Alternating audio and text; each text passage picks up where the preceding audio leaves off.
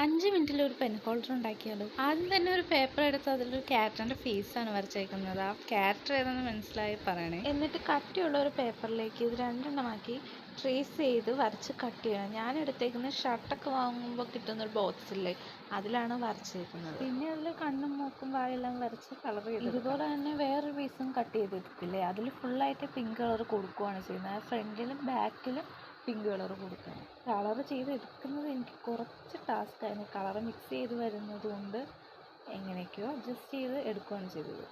പിന്നെ ഇതുപോലെ തന്നെ ഒരു കട്ടിയുള്ള പേപ്പർ എടുത്തിട്ട് രണ്ടായിട്ട് മടക്കി കട്ട് ചെയ്യണം. ഇതുപോലെ തന്നെ ചെയ്യണേ.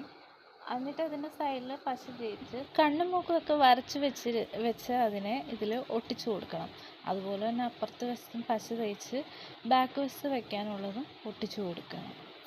അപ്പോൾ ഇത്രയേ ഉള്ളൂ. 5 മിനിറ്റ് കൊണ്ട് പെൻ ഹോൾഡർ റെഡി ആയിട്ടുണ്ട്. ഇഷ്ടപ്പെട്ടാൽ ലൈക്ക് ചെയ്യണം, സബ്സ്ക്രൈബും ചെയ്യണേ.